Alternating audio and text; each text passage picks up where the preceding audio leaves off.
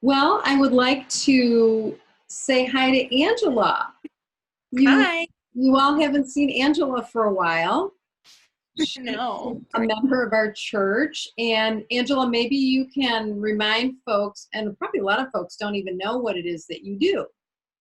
Yeah, so I'm Angela Snyder, and I attend church with my husband Chris and our two children. That's probably what might jog some people's memory is my son Carter, who I think probably have seen him running up and down the aisles a couple times, and then our daughter Allie, who's she's 16 months now, so she's grown up a lot during COVID. So I am actually a social worker, but as a social worker, I am a licensed independent therapist. So I do therapy with children, primarily kindergarten through fifth grade, although I think I'm going to be doing sixth grade as well this year. I primarily am based in the schools, so which is wonderful because I really just love being a part of a child's day, even if I'm not seeing them for therapy, but also collaborating with the teachers and problem solving different issues that come up. And so that is my current job. Very good. Mhm. So you have been off for right now, and now you're just going back. Yes, I'll be going back when school starts in Davenport on the 8th. So hopefully everything goes well and people are safe. So, Mhm. yeah. Well, I asked Angela to be with me today because as we come to the end of our series about God's creation and God's creativity and all of the ways in which God has called us to care for each other and care for the world and the universe and everything around us, this last week is about how we can bring about healing. And we talked earlier in the service a little bit about healing in the environment, but we're also talking about healing relationships. And I thought, wow, this is a big one, and I'm bringing in an expert.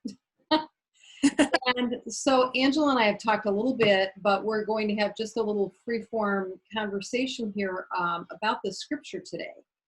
And in this book of First John, we have a pastor of a church, or maybe it's several churches, they're not quite sure.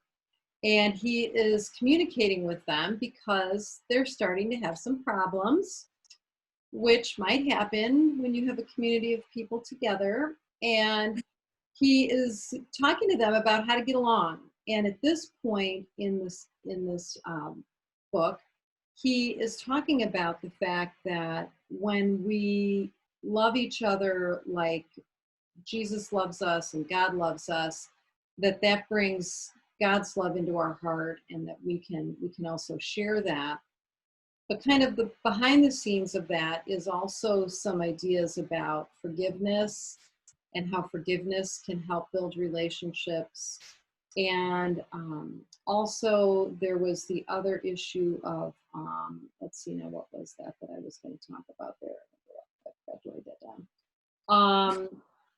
Is that we also need the connection with each other. And so I wanted to have you talk a little bit about this idea of forgiveness. And you haven't been with the kids right now, but what do you anticipate seeing with kids and their families, and even what you've seen in the past, maybe before the virus started, but what you're seeing and what you're seeing just in the people around you right now? Yeah, well, I think, the big word you said was connection.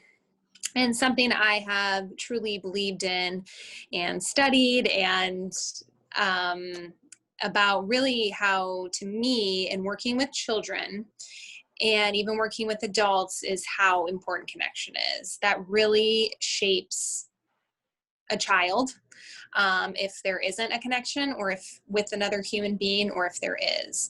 And I've seen those children who have completely lacked those connections, and how that has affected everything in their life, from their academics to their social skills, etc.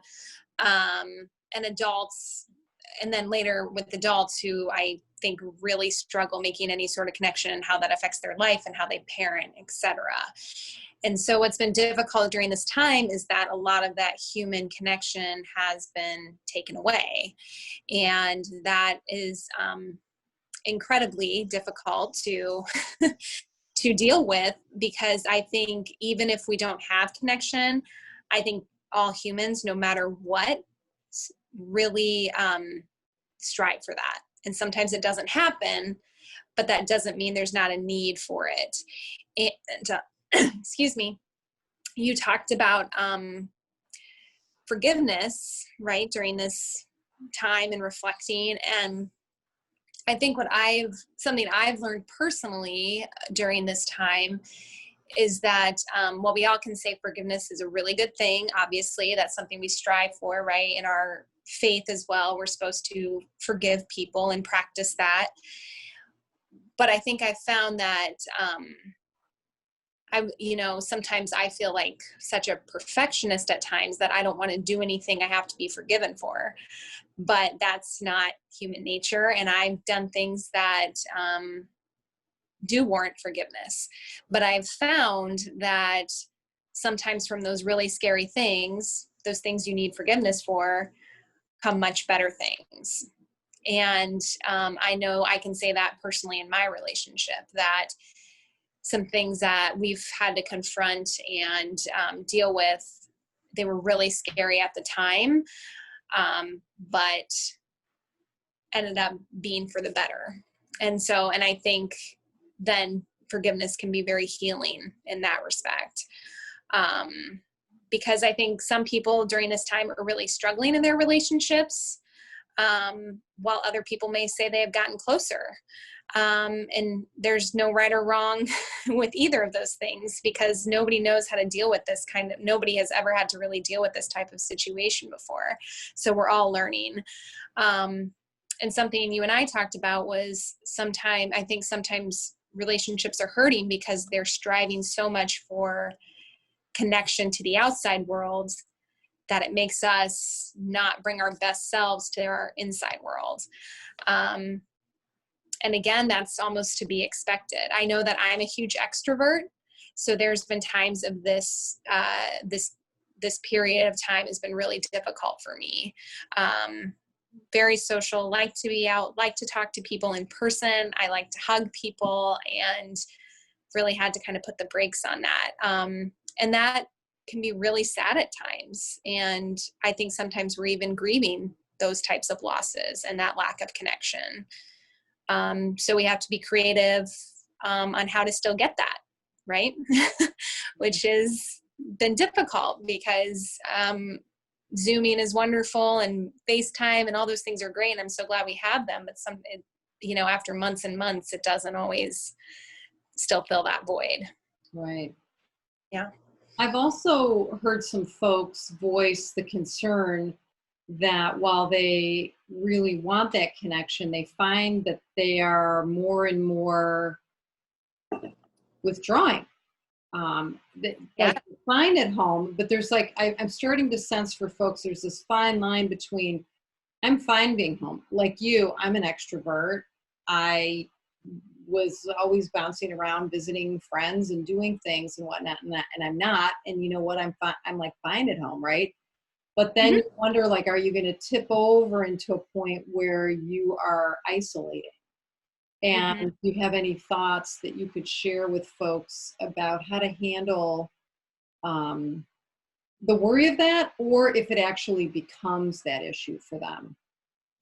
Well, I think when all this is over, which I don't know what that's going to look like, how are we all going to come out of this? I mean, let's say, they declare tomorrow the virus is gone and we're all, everything's fine. How comfortable am I going to be still going to church? Am I going to automatically just be like, yep, let's head back to church. Let's head to all the restaurants. Let's go to a concert. I mean, when I thought about that a lot, when am I going to feel truly comfortable doing those types of activities? And that kind of worries me a little bit because I like being out and about. And when will I feel safe having my children go anywhere? I don't know. And so, yeah, I think, there is that fine line, between, I think you said isolation, right? I mean, and not going out. And I think people at the same time have to do what's right for them and what makes them feel safe. And I think you do need to think of your mental health needs, though. I think if you are finding yourself to be depressed and withdrawn, and coffee with a friend at a outdoor venue is going to help your mental health, you need to do it.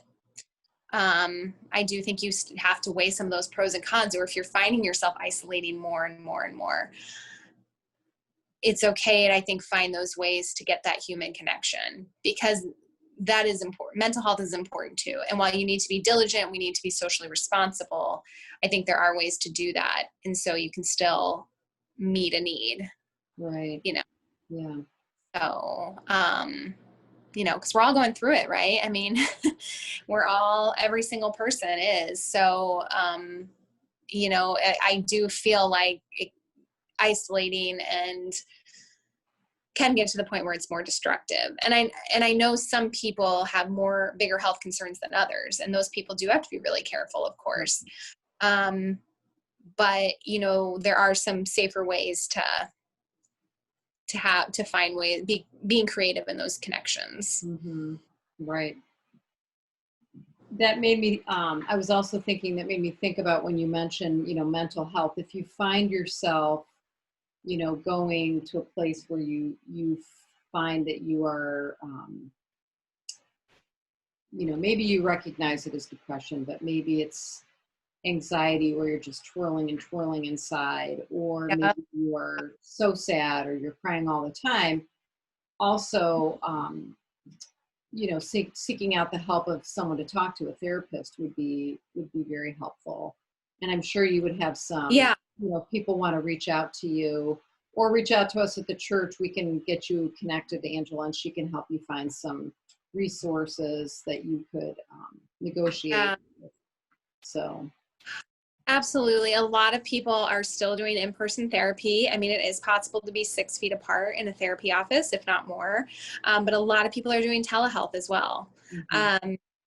Because, I mean, it is pretty widely recognized that, there is a bit of a mental health crisis on our hands. And that is because people need people, and people need things to look forward to. And some of that's gotten taken away. I mean, some people have had huge milestones taken away from them because of this. And that's sad. And it's okay to grieve those things. Mm-hmm. And it's okay to be sad about that. I think sometimes we get so wrapped up in, I don't want to be selfish. We try not to be in that bubble, but it's okay to be sad and grieve the loss of something you were maybe really looking forward to, or the loss of seeing a best friend maybe you had a trip planned with and then it didn't work out. I mean, those are really sad things that didn't happen.